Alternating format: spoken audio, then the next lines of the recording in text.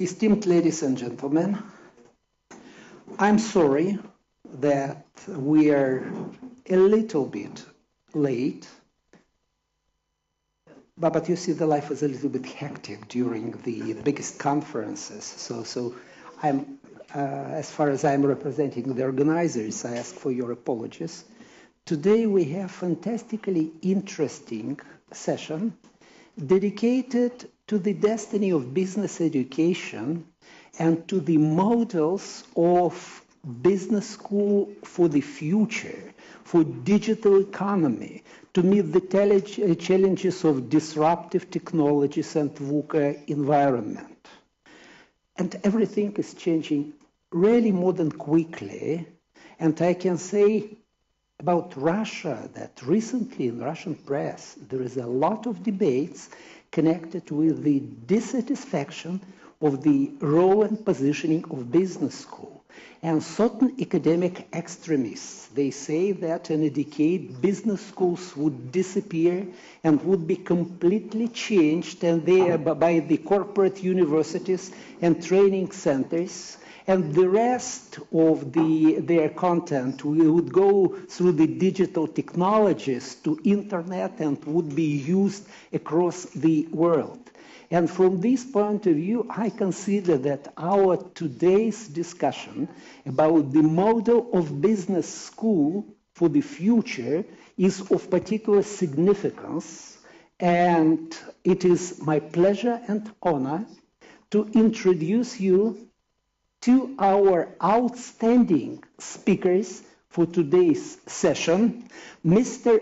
Tom Robinson, outstanding American professor of finance who used to teach at a number of outstanding American universities and who is today president and CEO of the biggest world accrediting association, ACSB International, or Association to Advance Collegiate Schools of Business International, the biggest association with thousands of members that provides the top world accreditation. I'm sure you're aware, but still I would mention that a stamp of quality for any business school, this is so-called Triple Crown accreditation. This is ACSB, AFMD, and AMBA International. And out of 17,000 business schools of the world, only about 90, they have Triple Crown. And at the top of Triple Crown is ACSB International.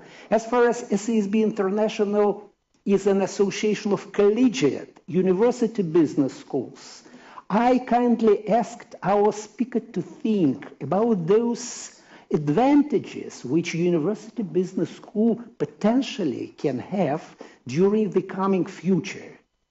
Our second speaker represents the best European business school of today's day, the school that, by the ranking of Financial Times, for 5 years running, occupies the first position as the best business school for top executive retraining programs.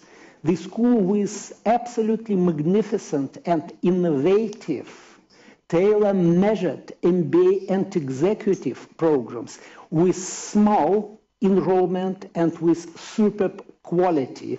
This is Professor Manzoni, and I hope that his name should be known to some of you because some of his famous books were translated into Russia. He used to be in financial sector, and today he is considered to be the top world expert in the field of soft skills, leadership, change management, etc. And so I would be very thankful if our outstanding guests would outline their vision of how business schools would be transformed within the coming time, and where are the advantages of different models of business school and of university and independent business schools in particular. if you do not mind, maybe the first floor to Professor Tom Robinson. So thank you very much, Sergey, and I appreciate Renepa putting this event on and inviting me. It's actually an extreme amount of pressure because the gentleman to my left and my right are both now on my board, and our next board meeting is in February, so hopefully they'll be happy with the material that I'm discussing. So what I thought I would do is talk a little bit about some trends in business and society that are affecting business schools or going to affect business schools, then talk about some trends that we're seeing in business education, and then lastly talk about what the implications are for business school models going forward. So first, one of the major trends that is having an impact and will continue to have an impact is on demographics. There are big changes happening in the world population. I've got some data on the next slide, but I'll sort of summarize it here. The UN projects out for 50 years what population is going to look like based upon mortality and fertility. And if you look globally, the college-age population is going to only increase over the next decade by about 4%. So it's not a lot. But if you look at adult learners, those that are beyond the traditional college-age population, that's going to increase by about 10%. But it's quite variable if you look around the world. If you look at places like good portions of Western and Eastern Europe, you're actually going to see declines in the college-age population. Fortunately, not here in Russia. They show it relatively stable over the next decade. But places like Africa, you're going to see the college population increase by 30 or 40% over the next decade. So extreme differences around the world. So demographics are important. What we're also seeing is people are working longer. So they're staying in their jobs longer, they're not retiring as soon, and also given the pace of change in business and technology, they're having to continuously reskill themselves. And so we see a huge potential for lifelong learning. We're also seeing increasing urbanization. By 2050, the UN estimates that 2/3 of the world's population will be in urban centers. We're also seeing stronger interest among students in public service. We're seeing the need in fundamental technical areas for advanced specialty training. So we have this mass amount of data that we've generated over the last few decades from technology. And so data analytics is one of the most popular subjects today. You need people with deep specialty skills in data analytics. I'll skip the population numbers since I talked about them. Technology is sort of a two-edged sword. On one hand, it's very tough for business schools to keep up with technology changes. It's difficult for businesses to keep up with it. But at the same time, it's enabling business schools to move some things out of the traditional classroom and put them in online format. So basic acquisition of knowledge can be done offline so that business schools can focus on experiential learning, acquisition of soft skills, which are largely what employers are looking at, plus simply preparing business students for the change that's coming, both in business and technology. If you look at what's happening in business, business is becoming much more global. They're operating on a global basis. Students need global experiences, and business schools are providing those. Unfortunately, we're seeing a reverse trend at the political level. So we're seeing politically things are becoming much more nationalized and more local regulation and more insularity politically. And that's a challenge for business schools. It's a challenge to prepare people for a global business world, but a very political national environment. So business schools, I think, have been very innovative over the last couple of decades. I was a business school professor a decade ago, and when I was there, it was still the traditional lecture. Today, it's much more about experiential learning, case studies, solving real-world problems. But business schools have faced some challenges. There's financial challenges. There's less funding coming from the governmental sector. You have some constraints within the traditional university because you sit within a university environment, which may enable you to be may not enable you to be as innovative as you could otherwise be, because academe tends to move very slowly, and that's a constraint upon business schools.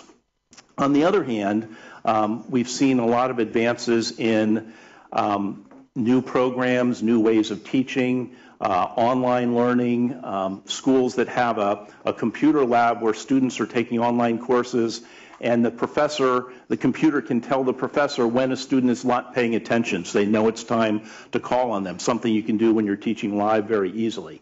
So there's a lot of things going on that impact business schools. When we talk about business schools, most people tend to talk about MBA programs, but I want to make sure that we're talking about the broader business education environment. If you look at AACSB members around the world, and as Sergey mentioned, we have about 1,600 business schools that are members around the world, the core undergraduate training is still very critical. About 72% of business enrollments are still at the undergraduate level, with about 15% in the traditional MBA program and about 11% in specialized master's programs. That's changed, though, over the last few years, and so this looks at enrollment changes at AACSB institutions over the last 5 years. The MBA has grown by only about 3% cumulatively over that 5-year period. But if you look at specialty master's program, they've increased enrollments by 30%, undergraduate enrollments by 10%, doctoral enrollments by about 6%. So there's this huge increase in demand for specialized knowledge in fields like finance or accounting or data analytics. Early in your career, you need to have that deep dive to acquire that education. As you advance in your career, you need to have the managerial skills, you need to have the leadership skills, but initially you need that deep specialized knowledge. I'll just combine this. I previously ran education globally for the CFA Institute, and oftentimes people say that business schools created these specialty master's programs in order to fill seats that otherwise would have been occupied by declining MBA enrollments. But it's really not something that was created by business schools. This is demand coming from the marketplace. So the CFA is a charter financial analyst qualification. We see this if you look at other certifications as well. You see the same level of increase. There is a demand for this deep specialized knowledge. Business schools are simply filling that demand. They're not creating the demand themselves. What's interesting is we're definitely seeing a trend towards more non-degree executive education. This is a survey that AACSB and Unicon did recently. We're just getting ready to publish the results. And it looks at current students and graduates of business schools, what they're planning to do in the future. And a large percentage of them are likely to engage in non-degree executive education. Those that don't have a graduate business degree, at least 60% of them are anticipating at some point getting a master's degree, either a master's in business administration, a specialized master, or taking additional business courses that may not lead to a degree. So there's a huge thirst for knowledge for people that are out there currently in the business environment. So what does this mean for business schools? So my view is that business schools have to focus on the continuum of learning. They have to look at lifelong learning. It's not just about a particular program like the MBA. It's providing that core undergraduate training where someone needs the broad knowledge, skills, and abilities to help them address business problems of the future.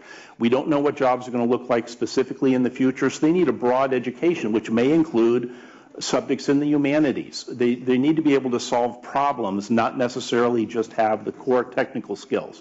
But they do, early in their career, need those technical skills. They may need to have a graduate certificate or a specialty master's. As they progress through their skill, they need to learn about team leadership and then eventually organizational leadership.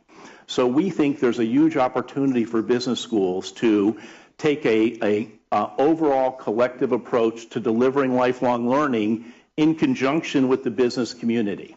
So we have these corporate universities today, but they shouldn't stand as a silo versus the business schools. What we'd like to see is deep collaboration with the business community.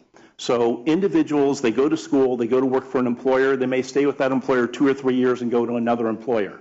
What we need to do as an industry, both the corporate training and development as well as business schools, is look at someone's career development.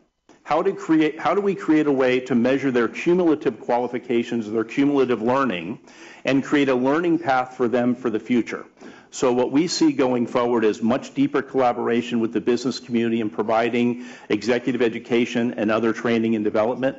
We see deep collaboration with other parts of the university, so working with the humanities, working with the sciences, to make sure that students in those areas are getting some business training, because many of them, particularly in the sciences, are creating new products and services, and also that business students have some training in humanities to help them solve philosophical, difficult problems that may come up in the future. We also think there's a huge opportunity for serving alumni. It's no longer one and done. Someone graduates with a degree, and then you expect them to maybe come back to campus once in a while and provide some contributions.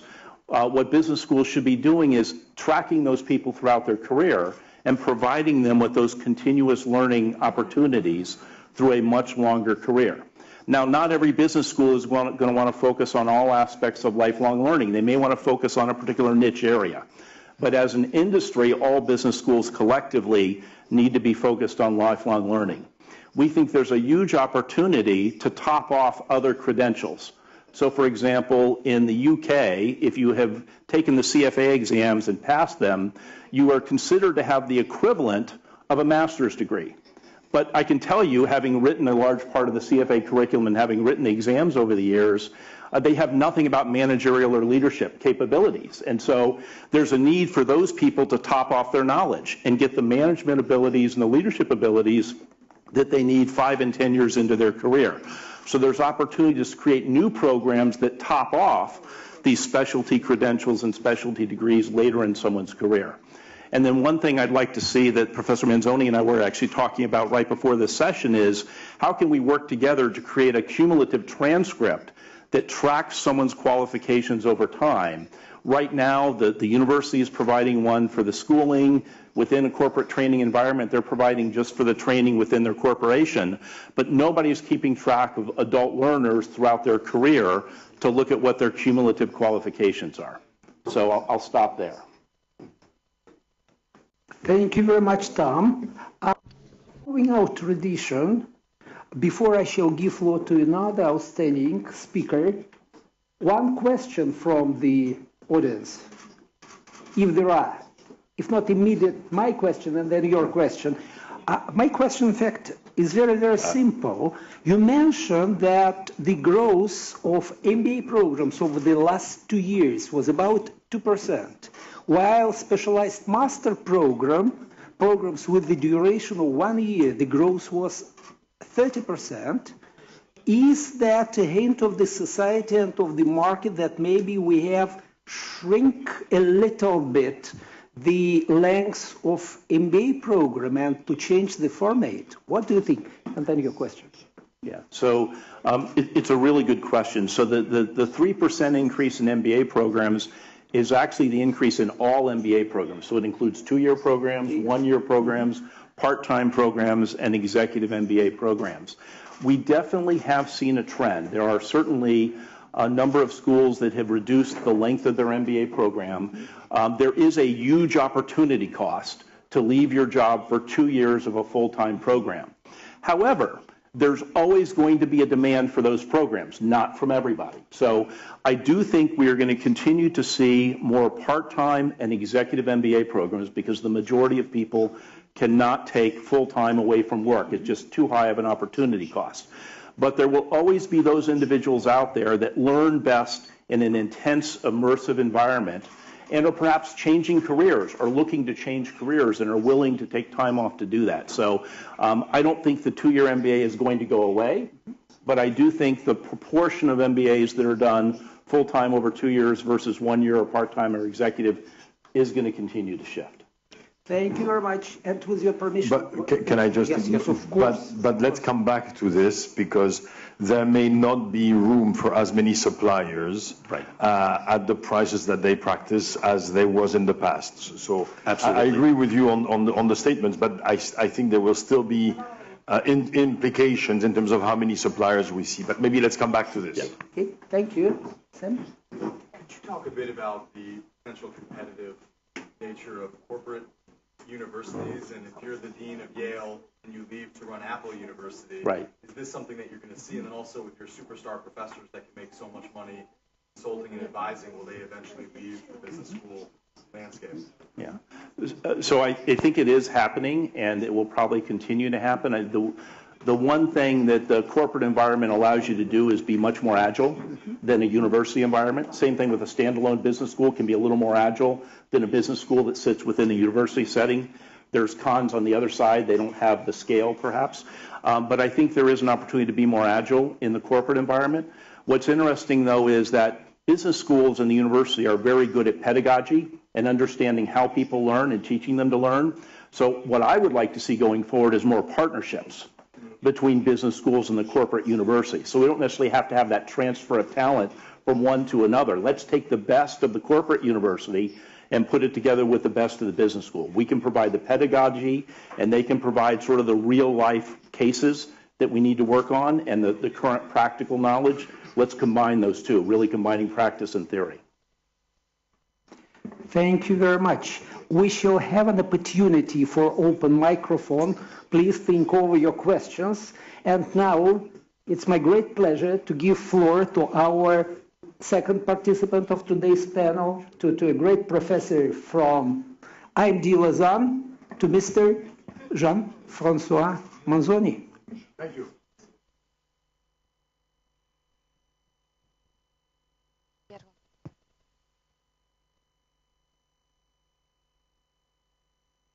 Relatively gentle about it. Kind of pull the screen toward this part, because I think this way maybe the people in the audience have a shot at looking at us and the screen at the same time. I hesitated to try to do this myself. It should be doable. Voilà. Well, but be careful with the orange. The orange. That's why I was mentioning the gentle. Okay, this is as far as it's going to get. Okay. So thank you very much for this opportunity to share some thoughts with you. First of all, brief presentation of IMD, not for no other reason, simply that for you to understand where I'm coming from in these remarks. So we are an independent business school. So there was this contrast between a business school that is part of a larger university and an independent business school. We are an independent business school. An independent business school with strong historical connections to practice. Why? Because IMD was created essentially in 1990, so a little bit less than 30 years ago, from the merger of two business schools, IMI and IMED, which had been created, let's say, just for the sake of discussion, 20 to 30 years earlier, essentially as corporate universities, or as shared corporate universities. Then they became business schools, and then Swiss Inc. decided that having two subscale business schools made no sense, and so a merger was engineered by essentially our respective boards. But clearly, the reason why, again, IMD was created 50 to 60 years ago was to help large corporations with their executive and organizational development needs. So again, we are an independent business school. We have degree programs, but unlike the numbers you showed earlier, degree programs for us are a small minority of what we do. So here I have 15 to 20%. Really, the MBA program is 6% maybe of our activity. We have one class of 90 people, and then our EMBA program, our executive MBA program, has been growing over the last few years. And then everything else we do is non-degree, meaning that we have some open programs. So an open program is we select the topic, we advertise the topic, and people from anywhere in the world and any company can register for this program, of course, provided they meet criteria and so on. But the point is you can come from anywhere in the world. And then we have custom programs where here we don't select the topic just by ourselves. We have an agreement with one company. We will agree jointly on the topics, and then we will only have in these events people from this particular organization. Voilà. So last point I want to make is we have a resolutely international focus, meaning that something like 98% of what we do is in English. In part, it's because Switzerland is a small market, but also in part because, honestly, and as I'll say in a second, on local language, there are often providers that have become quite good at significantly lower prices than ours. Voilà. So this is who we are. A smallish independent business school. Smallish because we are small in the MBA program, one class. We are mid-size in the EMBA program, and we're a relatively large player in the non-degree program side. Voilà. Now, you asked us to contrast a little bit independent versus non-independent. So first of all, let me start with the disadvantages, because I've been now president for 18 months, and I'm acutely aware of those. So first of all, if you're an independent business school, you don't share the costs with anyone. And the reality is that the cost of operation over the last decades has been increasing dramatically. If you're a business school, part of a larger school, you share the cost of IT, you share the cost of governance, you share the cost of HR. You also get reputational benefits from other parts of the university than the business school. At some point, we were discussing a comparison with Harvard, and my marketing person looked at the numbers, and there was something like 3,000 on our side, and they had like 30,000. I don't remember what it was. It was, clicks, views, whatever. And I said, well, but wait a minute, type Harvard Business School. And suddenly the ratio was a lot closer. But of course, you hear Harvard a lot more than you just hear about the business school. So the first point here is infrastructure cost. Also, when you're in independent business school, you rarely have undergraduate programs. You typically have master's programs and then non-degree. So your revenues are typically going to be a little bit more volatile. Why? Because again, understand, 80% of what we do is in many ways discretionary. Discretionary because as an executive, you can come to us or not for an open program. And as a company, you can decide that right now is a little bit of a difficult year. So, we'll postpone training to next year. So it means that by definition, our revenues are going to be more volatile. Also, it means that our revenues are more program driven, meaning that we get, essentially, we eat what we kill. So we get revenues when people register for something. And as a result, there's an interesting question around the funding of research and development, right? Because, again, people come for programs. It's very difficult for me to say, thank you for paying me 100. I will reinvest 50 in the program that you're doing now, and I will reinvest 50 in R&D that maybe you will be happy we made 10 years from now. Right? There's just no way this is going to work for us. So we have an interesting challenge on the funding of R&D. Finally, you made the point about humanities. Also, we had this discussion last night at the RANIEPA International Advisory Board. We don't have humanities departments, social science departments that are natural partners for us to go talk to. So those are some of the disadvantages. On the advantages side, we have a total focus on what is good for the business school. You mentioned earlier academia can be slow. In our case, it's not slow, right? There's basically like 5 or 6 deans who can make a decision. If they're not sure, they call me. I make a decision. If I'm really, really not sure, I call our chairman, and that's it. So decision-making is much quicker. And it's not only quicker, it's also again, whether it's facilities, when we design facilities, it's all absolutely geared for the kind of work that we do. We hire and we promote. I cannot have a provost who says, yes, Tom is an amazing instructor, an amazing citizen, but he hasn't only published 8 journals instead of 8.5. I don't have that sort of thing. We make our decisions. And as a result, it's faster and then more independent. Also, from a cultural point of view, now, if you said to me, Jean-François, I'm going to give you $5 billion as an endowment, I might take it. But not having it has a benefit from a cultural point of view. We all know we don't have it. So we have some money, but not that much. And so it really focuses the mind, right? So I write here, connection with reality and relevance is simply not optional. It's mandatory. Last point, we don't have natural partners in complementary discipline. On the positive side, I can choose whatever social science department I can work with. So, for example, we started working with a design school, which happens to be one of the best design schools in the world. It happens to be in Lausanne in the same time we are. And so we started educating their folks on entrepreneurship, for example. We also started connecting with EPFL, which is one of the best engineering schools in the world, also down the road. So it is across boundaries, which means it's a little bit more complicated, but it's not impossible. Voilà. Now, positive developments over the last 10, 20 years, the world has become a lot more complex, volatile, uncertain, and ambiguous. And the positive side is executives need updating and stimulation because their world is becoming more complex. That is good. What is also good is organizations get more confused. They have more transformations to engineer, so they need more help. That too is very good. So there's been overall a huge growth. You mentioned this word lifelong, in lifelong learning and in organizational development. That's been very positive for us. Also, one of the key developments over the last 10 to 20 years, technology has become an amazing enabler. Of course, it's a threat and a disruptor, but it is also an enabler. 10 years ago, 20 years ago, we started having these cassettes, of faculty members being recorded while they taught. They were awful. They were useless. And so it went nowhere.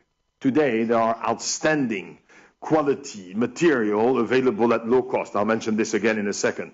Also, today, we can really do interesting interaction work with executives without them being present. And this is an important reality and an important development. Now, then there are also challenging developments over the last 10, 20 years. The first one is that competition has increased dramatically. And while at a society level, I believe in the benefits of competition, concretely, it is sometimes a little bit painful. Every international school and their cousin has been focusing more on executive development. You saw the numbers in Tom's chart earlier. So where we were facing 3, 4, 5 international competitors, now we face an unlimited number of them. There were a number of schools that were operating more locally. International clients or international executives would not have considered them a very viable alternative. Over the last 10 to 20 years, some of them have become very good, certainly more than good enough. And then it becomes an issue of the client looking at you saying, well, let's assume for a second they're not as good as you are, just for a second. They're certainly good enough, and they're certainly much less expensive, bless you, Denisa, than you are. So local schools also more of a competition. Corporate universities, of course, we cooperate with them, but the reality is that increasingly they're saying, this program that we used to delegate to you, now we're going to do this ourselves. So they hire academics, often ex-business school professors or people with a PhD, and basically they develop their own connections. In some cases, I got to tell you, not with IMD, but with another organization I was associated with for some time, we found ourselves in front of the head of learning and development of Unilever.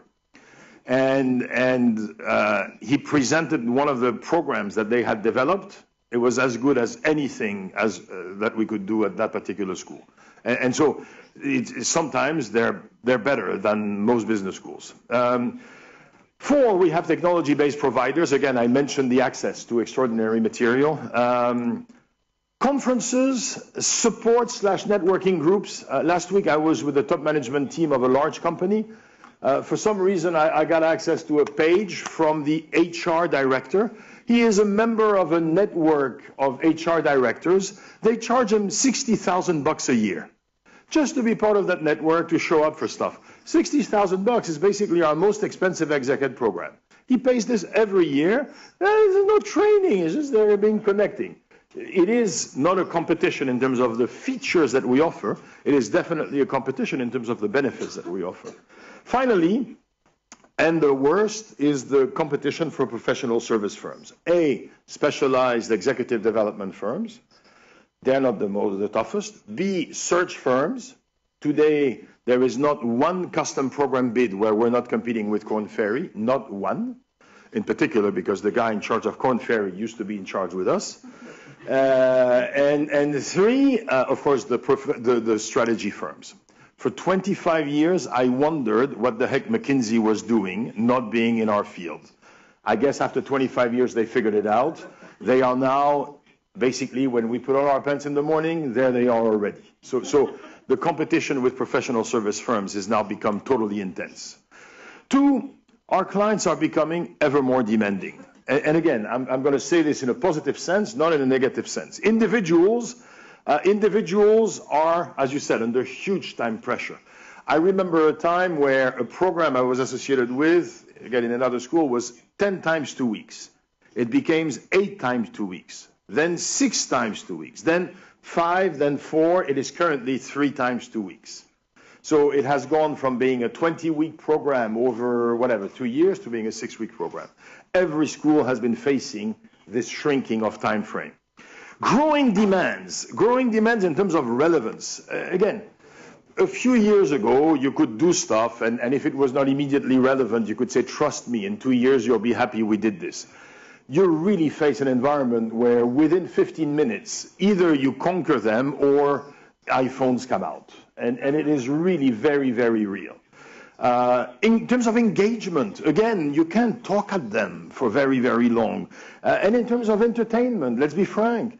These people, they watch YouTube, and TEDx is 18 minutes. After 18 minutes, they disconnect. So you have a lot more gamification, you have a lot more simulation, you have a lot more experiential stuff. Organizations are also becoming a lot more demanding. In the old days, they would send you people. Why? Well, of course, they wanted them to learn something. But, it was also a reward. It was also a way for people to be together. It was a way to create a shared vocabulary. There were a multitude of benefits. What organizations now realize is some of these benefits can be done in other ways than sending people to us. So at some point, I'm discussing with the head of a corporate university, and he says, we have these lunch talks, 2 hours. We offer 75 a year. So any week, there's going to be 1 or 2 lunch talks. And so people show up. The beauty of this is I only pay for 1 hour. You understand? The other hour essentially is paid by the manager. And I look at the person and I say, but if you have to, if you want to assume that this has an impact on the organization, you have to make a few heroic assumptions. He said, no, I don't assume anything. Let me explain this to you. Number one, people are happy that we set this up. So there's a Hawthorne effect. Number two, even if they don't learn anything useful for the company, it's part of employability, it's good. 3, they're happy to be together. 4, they realize we look after them. Voila. And by the way, it's very cheap. Did I tell you? Voilà. So basically what the guy is saying is, we're doing something, and then once every 3 years, we're sending them to you. Before, we would send them once a year. Now we send them once every 3 years. Last point. Recently, Chief Human Resource Officer of a very, very large client. He says, I've been in this business for 30 plus years. Over the years, I have seen a lot of leadership development programs. Some were good, some were very good, some were excellent. They all had one point in common: none of them worked. What he means is that we've been sending people to you for decades.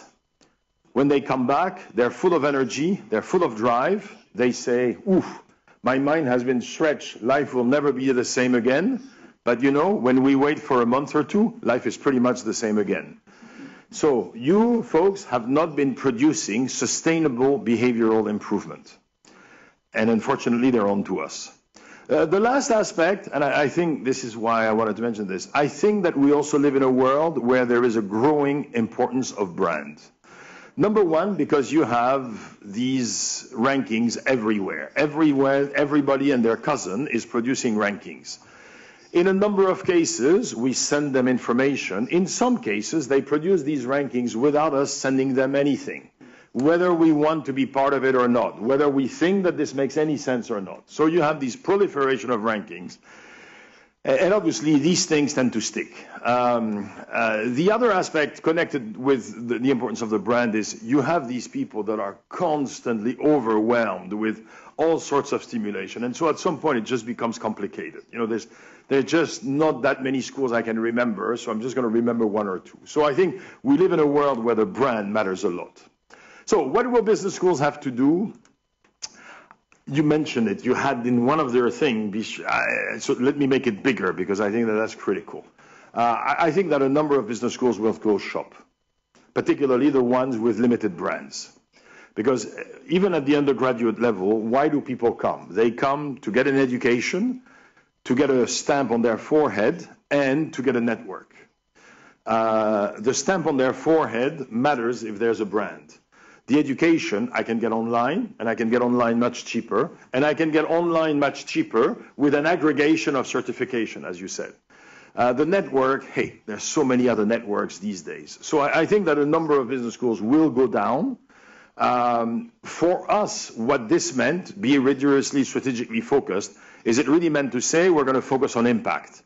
So we clarified this notion of individual impact and organizational impact. We said everything we do has got to have impact. It's got to be high on the individual and organizational impact. And so it means we need to design and deliver our programs differently. Trust me, getting 45 world experts to do things differently is not trivial. But clearly we're working very, very hard at this because, again, recently we had a 2-module program. I asked my colleague at the end of module 1, so what is the action plan that they're working on? And his answer is, there's no action plan. I said, what do you mean there's no action plan? There was no slot in the program for them to develop an action plan. So obviously we changed that, but it really helped me understand some of my colleagues are really out to lunch. The other thing is we're also trying to produce more organizational impact. One, obviously, by having implementation of insights, the point I just made. Two, also, increasingly, we have organizations who come and say, we have 800 people, 1,000 people. We're currently discussing with an organization where we're talking about 15,000 people. And there, clearly, it's a lot more blended, meaning it's a lot more online. We also have a new type of activity that we call transformation journeys, where essentially we compete absolutely head-on with consulting firms, except instead of the consulting firms giving you the answer, we work with 25 of your people to help them develop the answer. But it is absolutely a response to a clear question that the company has. That's the point I was making during our short lunch, where I was saying, for us, this is the point where we become an aspirin as opposed to a vitamin. And aspirin meaning that we are a real response to a real problem for the company. Now, why do we believe that we can do this better than others? Again, I'm going to show this not necessarily because you need to accept that this is what we do, but I think because it shows that we have really worked at being strategically clear in our heads. Because if we promise this, we need to have something special that allows us to deliver. So A, we think we spend more time than most understanding what it is that we're trying to achieve. Again, we had open programs where if you ask the colleagues, what do you want people to learn? They would go, I don't know. Well, now we have an answer. For every intervention, we have clear objectives, clear learning objectives. Then we're going to bring to bear some thought leadership. Again, we're very clear on the fact that thought leadership has got to be rigorous. We're an academic institution. But we also believe that it has to be relevant, insightful, and actionable. And again, going back to the constraints of academia, a lot of academic research published in A journals is not very relevant and is very often totally uninsightful and perfectly unactionable. Why? Because in order to achieve the rigor, we have stripped about any form of relevance and actionability. Finally, and this is our claim to fame at IMD, I guess, we say then we are going to orchestrate a series of processes and a series of interactions that are really engaging and memorable. And the real world part comes from client engagement and thought leadership. The real learning part comes from the thought leadership and the pedagogy. And of course, the real impact comes from the interaction of the three. Again, for each of these, there is a set of activities that we are engaging on. It also has an influence on the type of people that we recruit. It has an influence on how we pay people. Because you're right that the market for people who are capable of interacting with executives has developed quite significantly. Voilà. And I think again the point that I was making was you need to be very strategically sharp. You need to understand how you're creating value, how you capture value, and then you have to deliver on all of these activities. And that will have, I think, implications on the way business school function. Thank you very much. Thank you for a very emotional presentation, and I'm so impressed that I'm not even ready immediately to formulate my question. And by the tradition, one question from the hall to Jean-François Manzoni, and then there would be open microphone questions and answers for both of our outstanding experts. So one question for... Yes, of course. Whatever you prefer better in English. So what is the biggest challenge for you? What is the biggest challenge for you right now? What is the biggest challenge for you right now? What is the biggest challenge for you right now?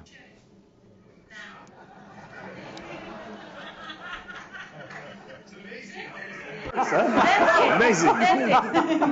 And I heard it in both ears. Okay. What will be the most challenging for you now? What service, as you think, will be the most great that you can elaborate and suggest your clients for now? And part of this, why are you here? Why are you speaking about all this in Russia? Can I ask you to introduce yourself and all other people when you are asking questions? You say it's better when you say, if you don't mind, of course. Who are you? My name is Natalia Garber. I am consultant and trainer, and I am a transformational storyteller. Okay. Thank you for this. So question number one, most significant challenge. Question number three, why am I here? And what was the second one? What will be the most great service? Product. Suggest Yes. product Yes. or service that you can Okay. suggest. So what's the biggest challenge? The biggest challenge for me, coming back to IMD after 5 years in Asia. So I left IMD 2010 to go live in Asia for 5 years. That was a family decision that we made. Is I came back to an organization that still lived to some extent in another age. An age where, clients came and there were more than enough clients, and if it's not perfect, it's okay because, we're the best in the world sort of thing. And when you come back from Asia, you have a genuine sense of urgency about everything. So one of the things that happened, for example, is I arrived and IMD was closed for 2 weeks over Christmas. So we had thousands of out-of-office messages saying to the world, we will be back on January 9th. Meanwhile, the whole world has started again on January 2nd or 3rd.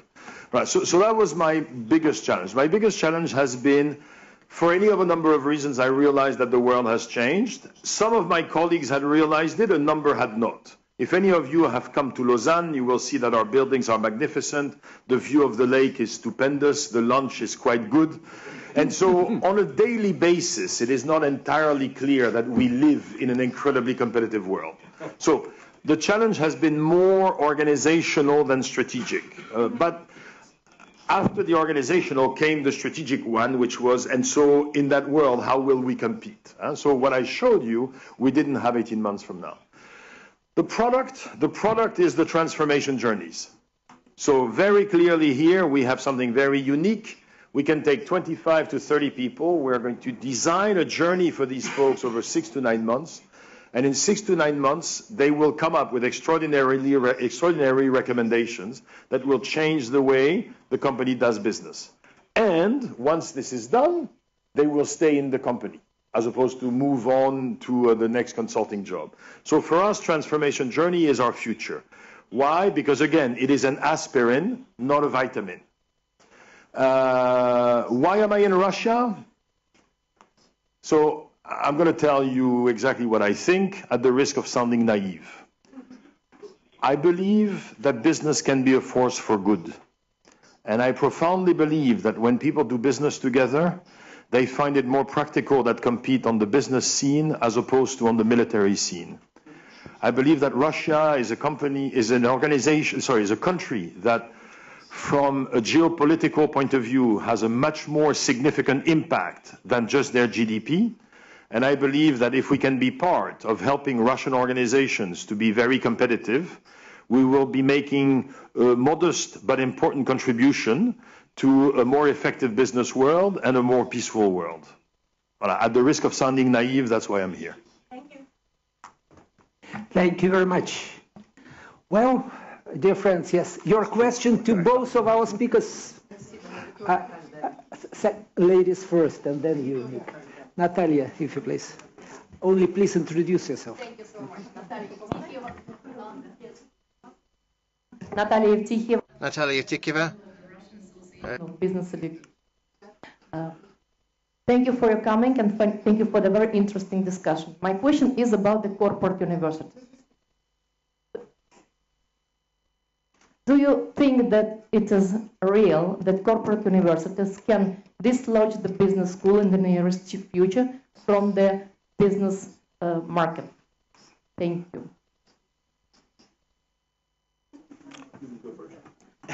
So I do think it is a possibility, certainly that they will disrupt some business schools. The advantage is, again, they can be very agile. They're obviously very closely connected with what's going on in business today, so they know what's relevant to their audience. So I do think it is a great possibility. I started my career many years ago with Deloitte, and Deloitte has Deloitte University. And as Jean-Francois mentioned, you're seeing that in many other places as well. And that's actually how I got started teaching. I got started teaching within Deloitte and then decided to go back and get my doctorate. But it is a viable learning opportunity for many folks. Not everyone has that opportunity, and not everyone will stay with Deloitte forever. So I consider myself a Deloitte alumni, but yet I'm not going to go back and go to Deloitte University. I may go back to the schools that I went for my basic business degrees. So I think that they will disrupt some, but I don't think they'll disrupt all. And I think we're going to see more cooperation, but still some competition. Thank you. So just exactly along the same line, I think it's a case of co-opetition. So we cooperate sometimes and we compete other times. But I think there is just no doubt that in a number of companies, a very significant chunk of the basic capability development work has migrated from business schools to the corporate universities. So there is just no doubt that in a number of companies we have been displaced on at least some of the activities. Now, does it mean we will close down? No.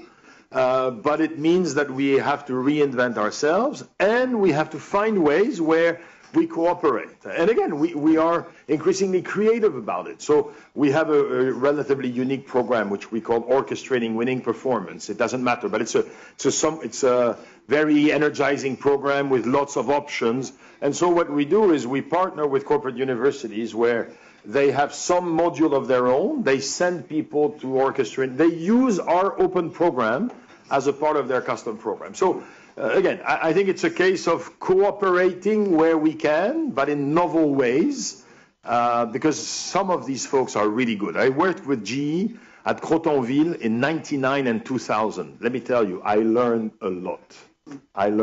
So some of these corporate universities are really, really good. Thank you. Nick? Mm-hmm.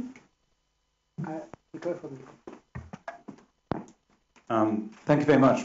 Very interesting. And for me, there are two aspects. There's the sort of degree, the content-heavy programs, and executive education. My name is Nick Obolensky, MBA, IMD alumni, hello, and also Chief Executive of Complex Adaptive Leadership and MD of Shanghai firm, which cooperates and competes with business schools. The question I have is impact. I guess in a content-heavy program, difficult to measure post-program impact, but I'd be interested, Tom, if there are any ways of doing that. Yeah. But for you, Jean-Francois, you mean real impact. So how do you measure the impact? What sort of impact measurement improvements are you seeing, and what will that be in the future? Thank you. You want me to start? Yeah. Much easier on the organizational impact than on the individual impact side. So on the organizational impact, increasingly we agree with clients up front. Last night I got an email from a colleague. We just agreed with a very well-known airline on a transformation journey. And interestingly, they're the ones who are clearly specifying outcome measures right from the start. So on the organizational side, a little bit easier. On the individual side, obviously, we've been doing the same thing as everybody else for a while. We also started introducing 6 months later surveys. And we started doing this, I don't know, 2-3 years ago. So that was helpful. Clearly, we need to go beyond that. So right now, if I'm very frank, we are more focused on creating programs that are more likely to enhance impact than we are on measuring that enhanced impact. Because I only have 2 arms and 2 legs, I have 40 colleagues, and there's only so much I can get them to do.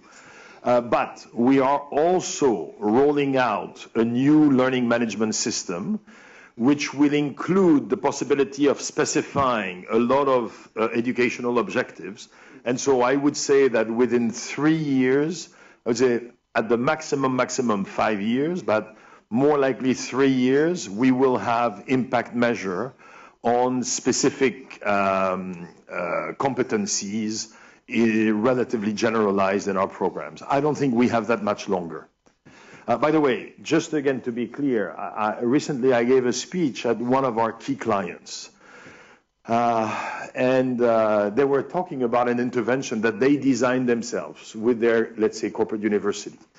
And it was not so much an educational experience, it was an assessment, and then mentoring and personal development, but no programs, just focus.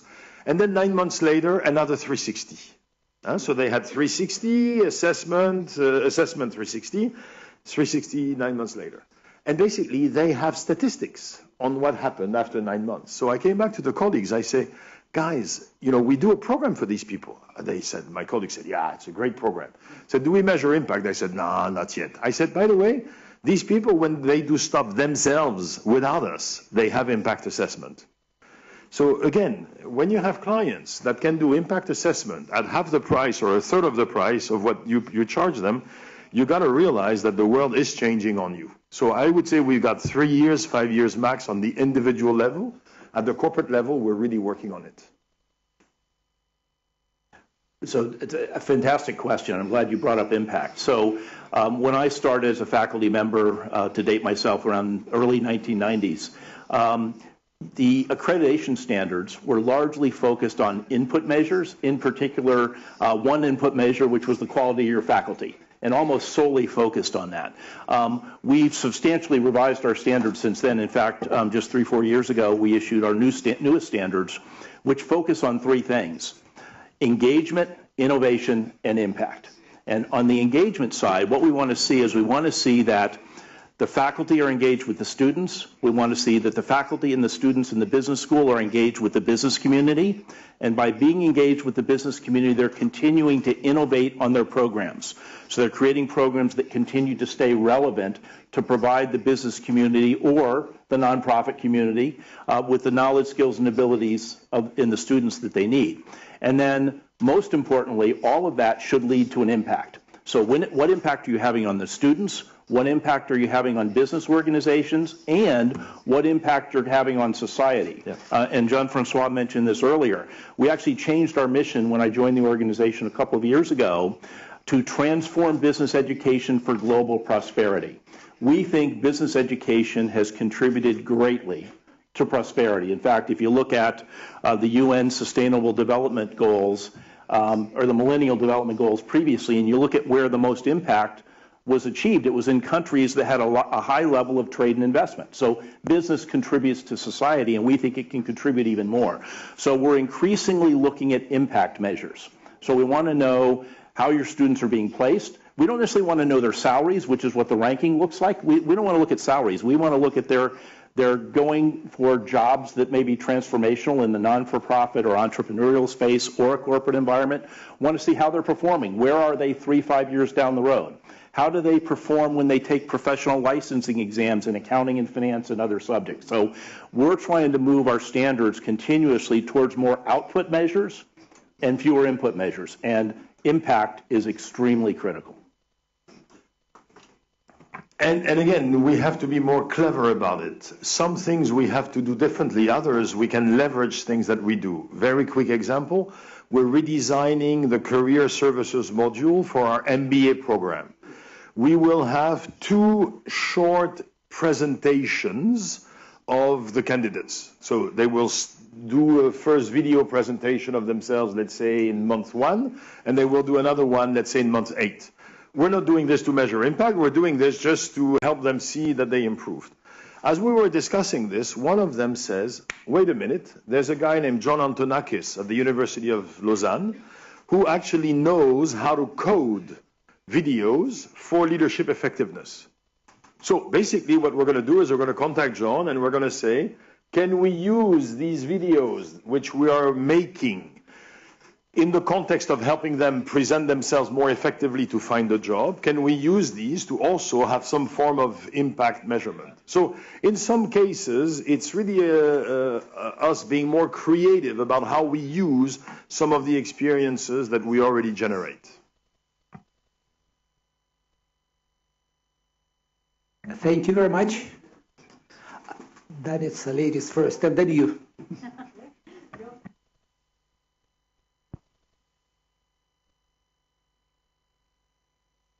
you very much.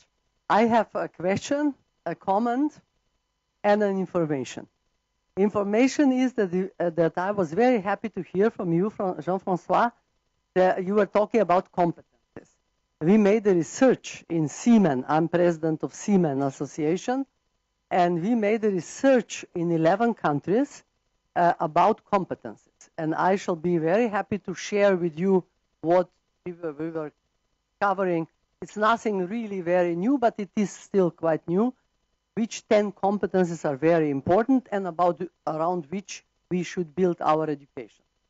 My comment is that anybody who really would like to become a good professor of management should go to IMD Lausanne, because I had professors from all over the world, but I never had better professors than, sometimes I succeeded to invite them, and I was also studying there, and it's really fantastic. It's really what you say, real impact, real learning, real world, that it is. So you must be very proud to lead this school. And although it's not easy, to have so many clever people around yourself. And they're not only clever, some of them are a pain in the butt also. Yes, I know. But you shouldn't do, this is also a famous expert on failed Down syndrome. And so I hope you don't use this too much, in your... Exemplarity is vastly overrated, Danica, I've got to tell you. I was thinking of that today, listening to you. And then I have a question. 2 years ago, I was in Shanghai at the conference of management schools, and Indiana University was talking about how they make programs for companies which are very demanding, everything what I heard here. And that they are also at the end asking them to teach their teachers, their people who are managers there in the company, to learn how to become a kind of, teacher there, that they would, like they say, cascade the knowledge further. And I heard then this for the first time. But then I had a multinational company who asked me the same. We are not there yet. We are now having a program for them, but it will soon happen that we shall do. So fortunately, we have some experience because we have Academy for Teaching Teachers in the school for Siemens. But still, I would like to hear an advice from you. Thank you very much. So one of the things that also our standards today are different than they were before. In our standards today, and I come from a finance background, so I like to look at things as a portfolio. We don't want to have 100% of our faculty that are scholarly academics that are solely focused on research. We want to have faculty that have scholarly activities, but also have relevant practice experience, that know what's going on in industry today. So our faculty model now has greater flexibility, that you have people of all different backgrounds. What we're seeing increasingly is people from the corporate environment coming in and lecturing or teaching full courses, or in some cases, retiring and coming and teaching full time. If you look at the international accounting firms, they have a ridiculously low retirement age 60 in most cases, which means next week I would be retired if I were still at Deloitte. Thank God I'm not, because I'm not ready to retire. But these people still have 10, 15, sometimes 20 years, and they want to give back. So there's a huge opportunity for providing programs like you are to teach them then how to become a teacher, and they can bring that into the business school environment, or they could go back into the corporate environment or the nonprofit environment to teach people who want to start their business. So I think there's a huge opportunity for retraining these people that still have long careers to go and want to give back. So I think it's great. So a complementary reply. So I also heard in Danitza's question, also within companies, not only within business schools. So we are currently deploying a big intervention within a bank in Thailand. And we were discussing it Saturday at the faculty retreat, and so it's very fresh in my mind. So we had a somewhat labor-intensive deployment for the top 100, because, you know, those are senior people, and the fact that they're more senior means they have more impact. It also means their habits are more deeply ingrained, so you have to work harder at getting them to change. And then we are deploying this with the next, let's say, 1,500 people. And so the request from the company was, we cannot use external coaches, so can we use internal coaches? And then they said, hey, can we use the top 100 as coaches? And so my colleague is presenting this to the rest of us as a cost-saving measure. And I raised my hand and I said, we're missing the point here. This is not a cost-saving measure. This is an effectiveness-enhancing measure. Because we had them for a week. The reality is that that week is coming in this year. It's progressing here for a few weeks, and then in a few weeks it will slowly drip out the other year. But the fact that they have to coach others over the next year will help them internalize. So again, if you go back to GE 20 years ago, it was really a focus on leaders training leaders. And the point about leaders training leaders was that it was potentially more effective for the receivers. What it also was highlighting was it's incredibly more effective for the one who coaches. So increasingly, what I've said to my colleagues is, we need to think about this. It's not we had an intervention for a week with the top management and then they coach. No. This is a one-year intervention with the top managers, which includes support on how they coach. And it makes our intervention with them a lot longer and hence a lot more sustainable. So I think this is part of the future. Part of the future is, you mentioned lifelong learning, of course, but also longer interventions with more touch points.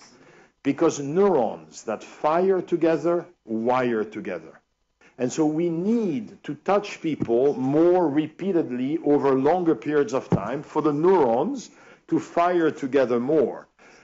Again, empirically, we cannot be around all the time. But executives, my boss, could be around all the time. So I think this is part of the future of transformation journeys. It's training the top and then involving the top in training the rest of the organization. And that's not only efficient, it's also potentially incredibly effective because there'll be good role models and also because by role modeling, you learn a lot. Does that make sense? Yeah, and the one who will be the best, who can get a fantastic advantage. Yes, absolutely. Mm-hmm. Next question. Mm-hmm. Hello. And then you. Mm-hmm. First of all, thank you for your talk. My name is Jaime Falco. I'm country manager here of San Telmo International Institute and Russian Regional Fellow of IESE. I could make like 20 questions. I'll try just to make one. Maybe it's too wide or too open question, but in this changing world, we are facing this new environment because we speak about the change that happened, but change is happening.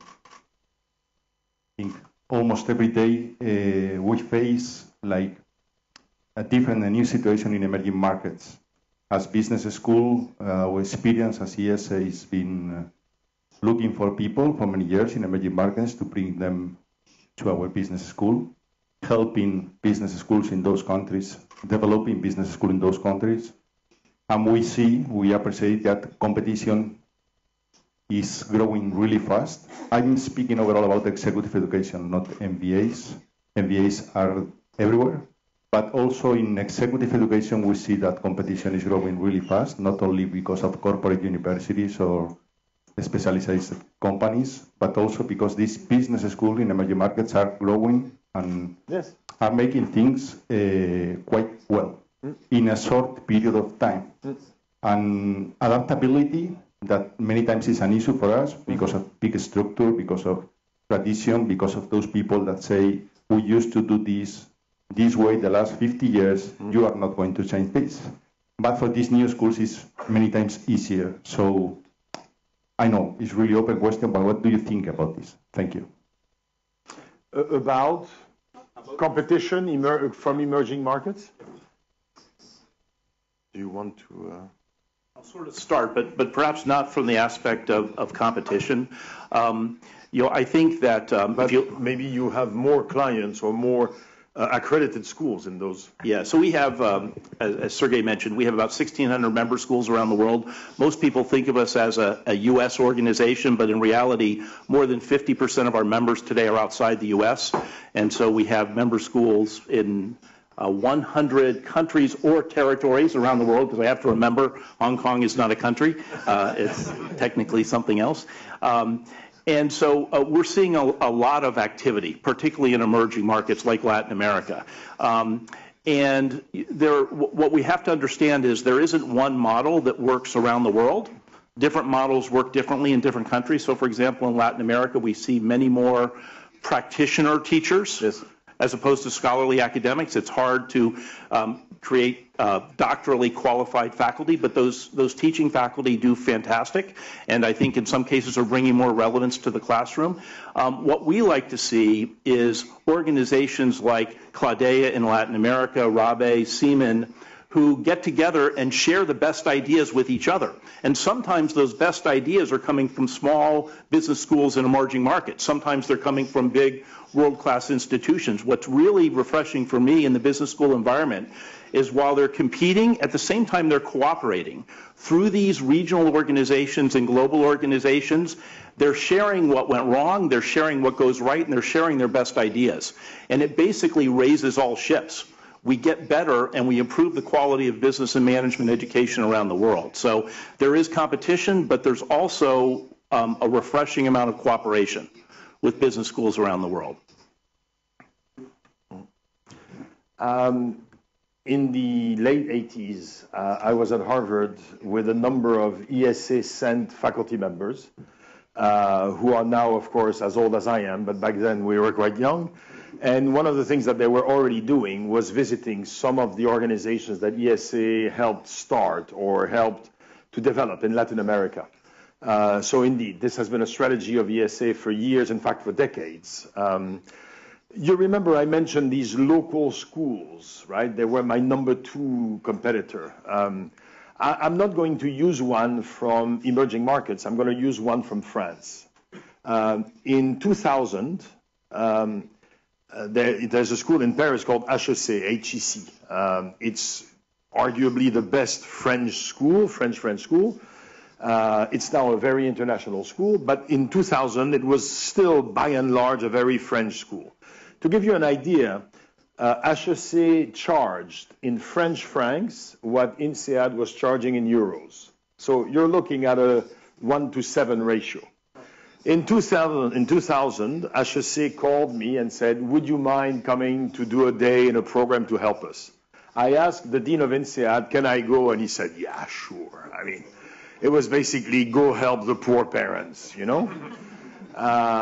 2007 or 2008, I was at IMD by then, and HEC was already doing quite well in the FT rankings. And so I called my friend Benoit Boinjon, who was the head of executive education at HEC, and he said, oh yeah, and when are you coming back to help us? I said, Benoit, be serious. 8 years ago, you were the poor parents. Today, you're beating us in the rankings. So this has happened with some quote-unquote local schools in a number of European countries, but also in Singapore. I lived in Singapore for 5 years. Singapore Management University, 10 years ago, even 5 years ago, would not have been a realistic alternative for an international firm. Today, it very much is. So I think that all over the world, in part, as you said, thanks to the sharing of best practices, in part to the return of nationals to these countries, the fact that they work very hard at it, and in part through cooperation with international schools, there has been, I think, a rise in the level of these schools, and I, for one, welcome it. Again, I look at it as competition. On occasion, we will grumble because we lost the mandate to one of these schools. But again, if you think of the business as a force for good, you have to be happy about this.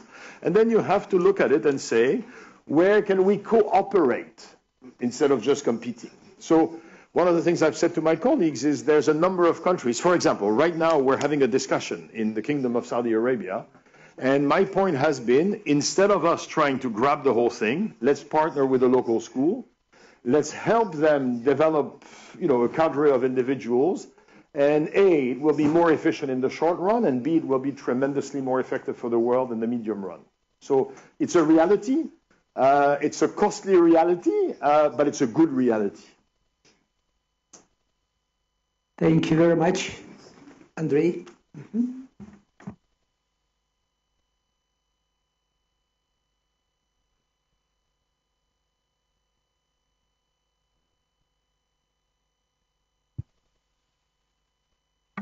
Thank you very much, Dr. Mazzoni, Dr. Robinson. Thank you very much for very interesting. I want to also highlight it, very inspiring discussion. Please introduce yourself. Yeah. My name is Andrei Gaidar. I manage YEMAS Business School, which is one of the one of independent Russian schools here in this country. And actually, we do MBA programs and as well as executive education, and we do them in two possible formats, like traditional classroom education and distance learning as well. And you will understand in a second why I mentioned this, because there is a direct connection to my question. Actually, I will appreciate if both of you share your ideas answering two following questions. The first question is, what do you think about the chances of Russian schools to go global and to attract international students to enroll them for our MBA programs? And the second question is, what part of the global market would you target, would you focus, if by chance you were leading one of independent Russian schools by occasion? Thank you very much, appreciate it.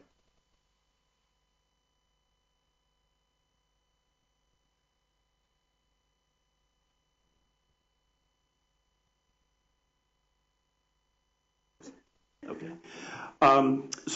Do I think that business schools in Russia can go global? Absolutely. And we're certainly seeing that in other countries such as China, where you're seeing students who are opting to go there and learn the language and learn the culture because they're going to be doing business with China. I think the same thing applies to Russia. So they're going to be doing business with Russia. And so I think there is an opportunity to attract international students. Absolutely. So no question about it. In terms of, if you look at it strictly on a demographics, the place in the world where it needs the most in terms of capacity is Africa. Unfortunately, it may not be the most profitable in the short term. There's a lot of work that needs to be done to build that capacity, but there may be partnership opportunities with African schools, and we have a number of member schools in the region. We actually have a project we're working on now called the Global Improvement Network, where we're working with 4 African business schools that want to work on projects such as curriculum development or faculty development or strategic planning. And so this goes beyond, it's not accreditation. The school is saying, here's something we'd like your help with, and then we're bringing a dean from another part of the world, Europe or Eastern Europe, or the US, and bringing them to Africa, and they're working on a consulting basis for free, and then we're picking up some of the travel and training expenses as an organization. We're not charging any fees for this, so there's no revenue involved, but there's a huge need to build capacity there. I would look for Russia's natural trading partners in terms of the ones that would be the most profitable. We're seeing a lot of cooperation between Latin American school and Chinese business schools because the level of business, the natural resources that China needs, and so that's sort of a natural. I would look at the natural trading partners of Russia, and those would be by primary targets, and then you might think about partnering with schools in Africa to help them build capacity. That's a long-term play, though. Key question, what do you do better than anybody else or better than most? So where could you add very significant value? So is it a topic? So, we have a fair amount of oil and gas in Russia. we're going to specialize, we're going to develop a specific capability around oil and gas. Maybe we're going to partner with the University of Houston or something. So maybe there's, or aerospace, or cybersecurity, so there are a number of elements or a number of industries where there is specific expertise in this country. Can you leverage some of them?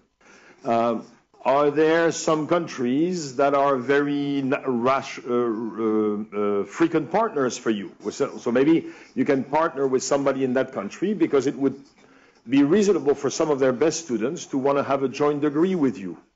So I think my key question to you would be, do not be seduced just by the market. I remember in another school, again, not IMD, in another school at some point there was a discussion of the US. The US, it's the biggest market in the world. And I remember going like, yeah, so? And it was like, wow, we got to be there.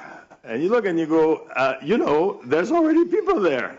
And what will we be bringing? What will we be bringing that is distinctive?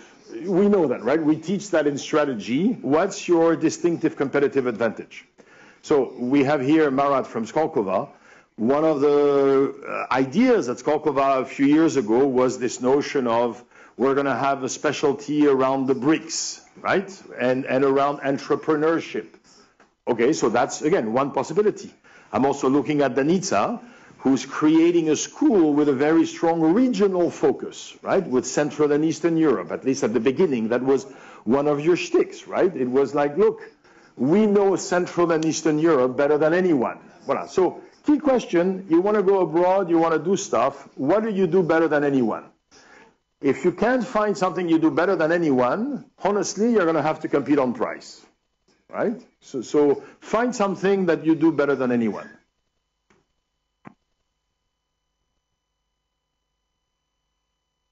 Some more questions? Or better than most. Better than most. Hasselbeck. What?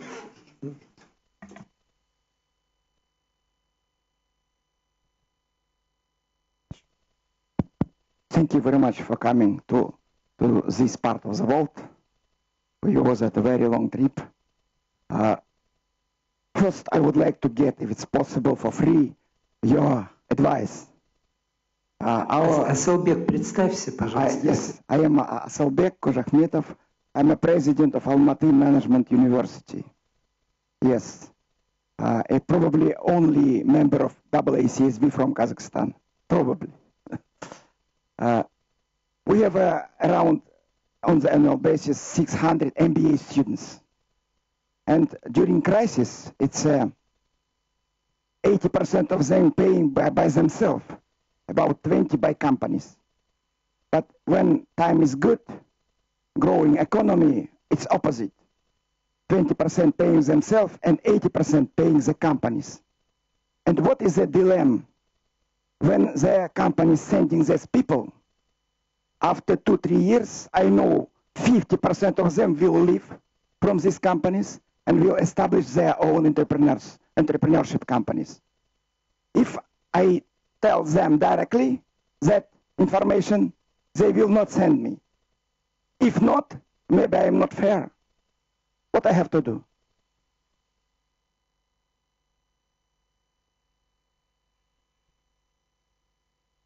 It's a great question. I'll just say from my perspective, every organization has this in terms of developing their people. And I have it at AACSB, I had it at CFA Institute when I was there, I had it when I was at Academe. What I try and do is I try and help my team build their personal balance sheet so that they will be successful whether they stay with AACSB or with CFA Institute previously, or whether they go out to another organization. And if I do that and I do it well, they're more likely to stay around longer. And what I've actually seen, we actually have a couple of examples of this recently where we've had staff members at AACSB that have left us and they've gone away for a year and they said, you know what, I want to come back. And then we welcome them back with open arms. We have very low turnover at our organization, and we're trying to focus even more on professional development than we have in the past. So, but it's a catch-22. It's the same with any organization when you're talking about talent development. Careers with any one organization today are much shorter. So it's a challenge whether they're sending them for an MBA program or they're doing internal training. Yeah, we call them returnees, and they get a special welcome at the community meeting. Absolutely, I agree. As a general rule, I don't believe in lying. A, because I'm really bad at it. B, because when people find out, bad things happen. C, because arguably it's not the right thing to do. But what I do believe in is in saying the truth in a productive way. So here, it seems to me that the best solution for you is to be honest with these companies and to say, you know, I'm delighted that you're sending Joe and Jane, and I'm very happy to take your money. We just have to be very careful that when you're sending me Joe and Jane, empirically, there is a non-trivial proportion that some of your other companies, not you in particular, but other companies, they have a 30% probability of losing Joe or Jane in the next 3 years. So I'm happy to take Joe or Jane, but I want to work with you to help you create an environment where Joe and Jane are going to want to go back to you and will want to stay with you.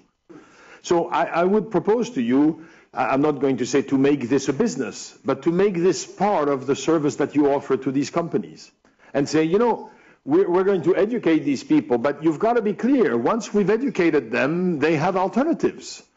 And also, they are more conscious of your imperfections. So we're delighted to have them. We think it's good that you send them to us. We just want to be offering to you an extra service to increase the likelihood you will be able to retain them. Does that make sense? So I would say be honest. Again, there is a way of being honest. You don't have to say there's a 50% likelihood you're going to lose them. But you could say, empirically, your predecessors lost quite a few of them. But then let me help you not to lose them. Okay. Does that make sense? Huh? Partially. No, look, there's no perfect solution. Of course. Right? By the way, you know, as you said, some companies are going to send Joe and Joe or Jane, and Joe and Jane will leave 3-4 years from now. You know, remember, McKinsey hires two things.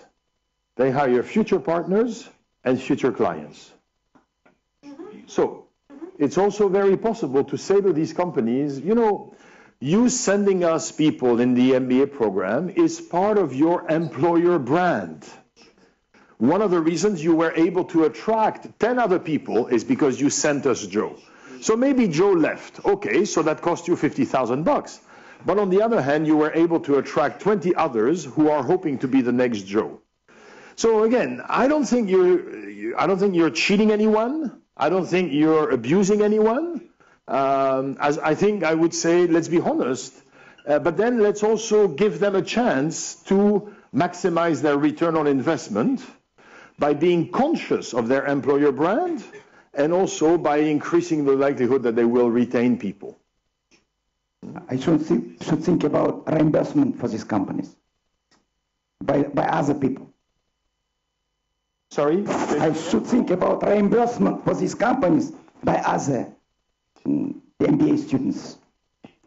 Yes, also, absolutely. Sorry, it could also be part of corporate venturing, and say, by the way, you. Voilà. They use their MBAs for corporate entrepreneurship, Voilà. and they incubate them for new companies. Voilà. So you don't have to lose them, right? What you could do is you could actually say, you know, we paid for your studies, and so now what we would like to do is we would like to have a right of first refusal on the company that you're going to start. Absolutely. Thank you for this, right? So that's also part of you increasing their return on investment. Okay, now I have a question, if it's possible. Okay. You wanted to test us, Tom. You are right. You know that world now it's in trouble, in my opinion. It's a lot of terrorism, a lot of wars between Muslim countries and non-Christian countries. And do you see, is that responsibility of management education that is going on? And if it's yes, which kind of responsibility? As I know, many of leaders of Islamic countries or Islamic business, they got MBA from Europe, from United States. But the result, it's opposite. Not good. What do you think?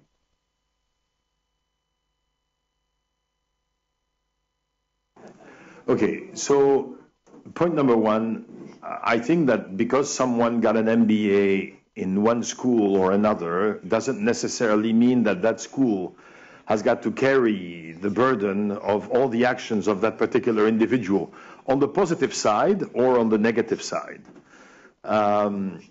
So I don't want to comment on specific leaders of one type or another. It could be that, you know, leaders of terrorist organization, actually, it could be that one of them has an IMD MBA. I don't think I will take this, you know, as a huge challenge to who we are. However, I think we do have a responsibility as educators to create an environment that hopefully helps these young women and young men to develop a productive attitude toward one another and toward life.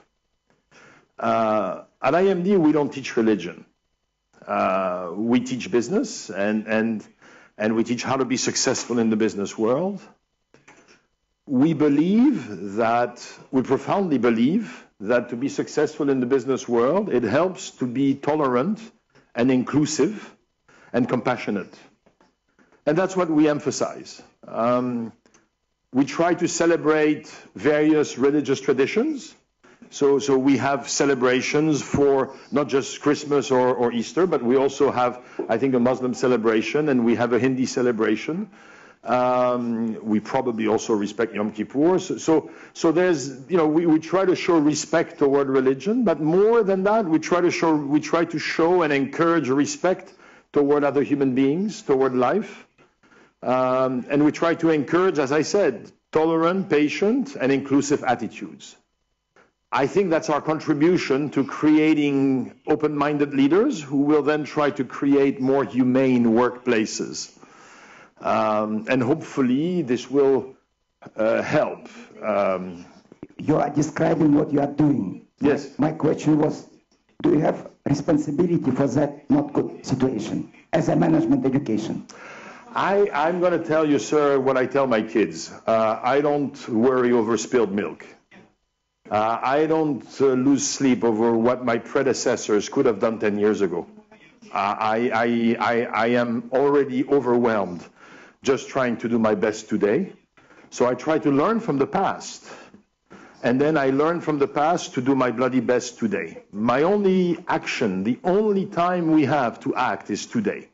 So I'm happy to learn from the past, what we might have done badly in the past. And now I want to devote 100% of my attention to doing our best today.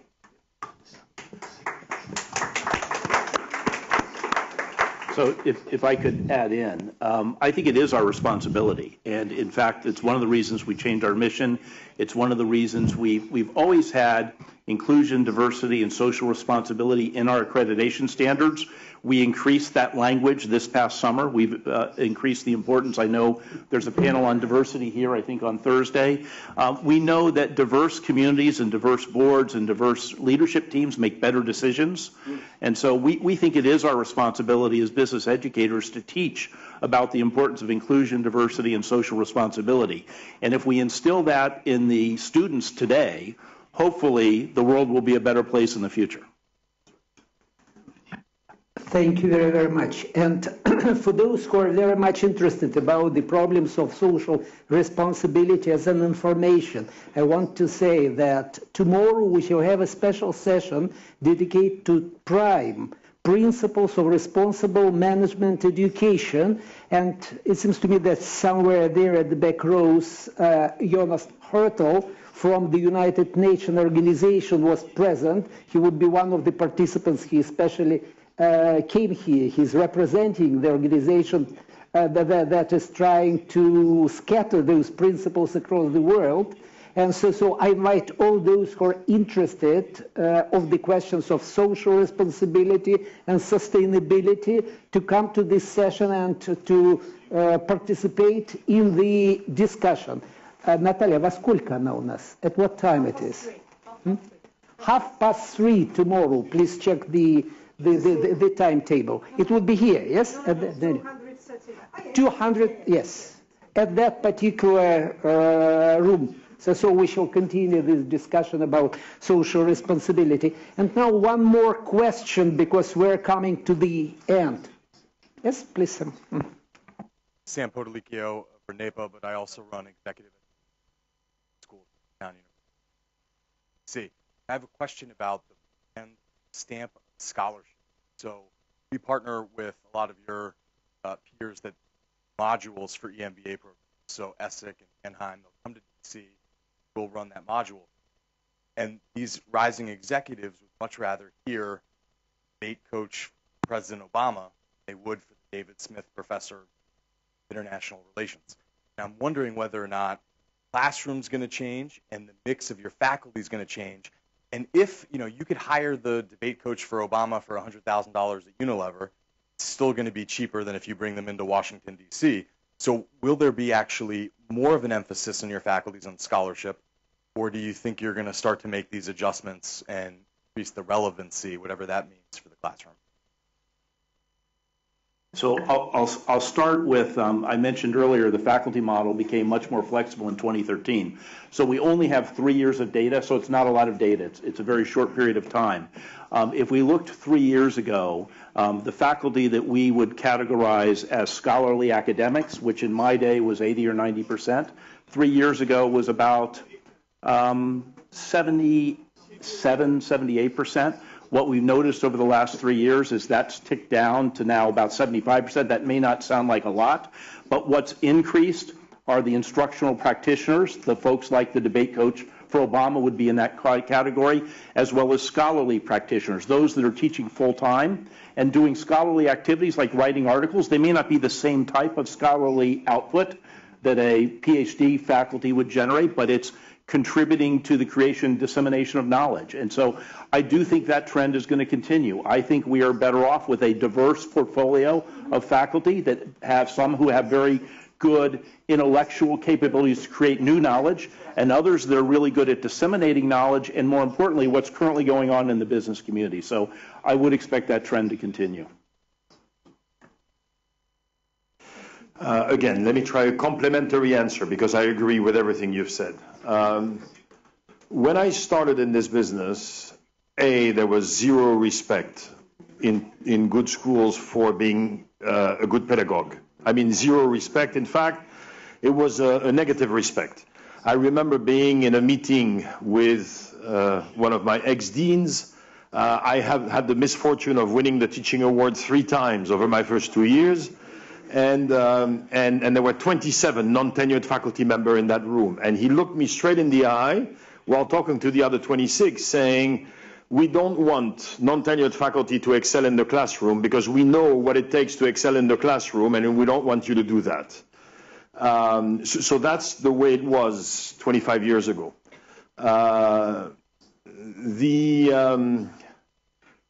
So there was zero respect for that. I think that the world has changed. Number one, again, students are a lot less patient today than they were 25 years ago. So a lot of these folks who can teach, they no longer can go teach. So maybe we can hide them in an evening program, in an evening part-time program, but they're not going to be anywhere, the serious programs. Now, in some extremely wealthy schools, it's okay. Because fundamentally, I have an endowment or I have research from the National Science Foundation, and I can pay these people from the quote-unquote research budget or for the endowment. And again, that's where the wealthy schools will be able to continue to have people who are world experts at how to walk when your left leg is 1 centimeter higher than your right leg and your right size foot is 1 size bigger than the left size foot. And that's good. I mean, we need one person to be the world expert at this. It's just in an executive classroom, you're going to last 12 seconds.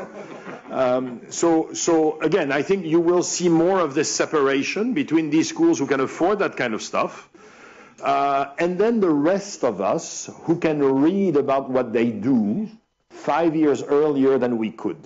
Because here is how the world has changed. 25 years ago when I started, it took you 2 to 3 years to submit something to a journal. Then it took 2 years to the journal to get it through, and then the journals had a pipeline. You remember, they would say date submitted, date accepted, and then date published. You could have like 5, 6 years between this. So it means that the person who did the research was 6 years ahead of the one who read about the research. Now, in that world, there is an argument to be made for you want to hear from the guy who wrote the paper. Today, the minute this person has a thought, it's on internet. 5 minutes later, I heard about it.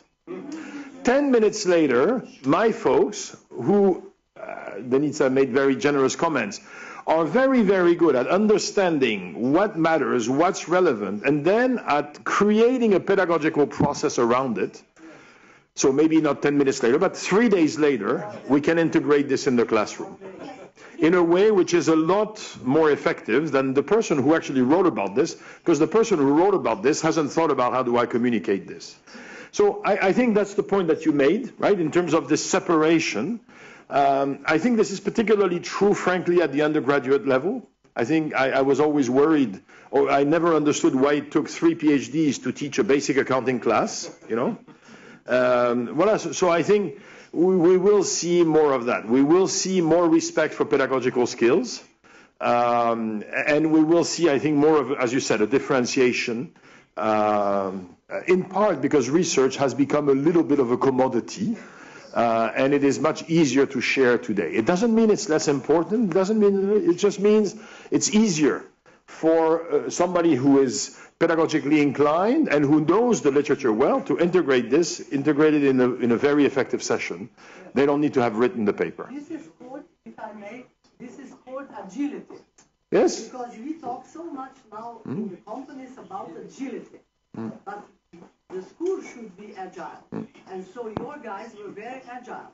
And if I really learned anything from your school was, I had a professor from your school who is active in Siemens, and we were sitting together and he said, Danica, can you wait 1 hour? Because I just got a request from a company to make a proposal for a program, and I need to make it. So I learned that in half a day, you get a reply and a program for the seminar. It took in my school 2 weeks, 3 weeks, and in some it takes months. So that agility is something what I think that management schools should really learn from the companies. Yes, I would like to be able to take credit for this, but the reality is the lack of endowment really helps on the agility side. Thank you very, very much.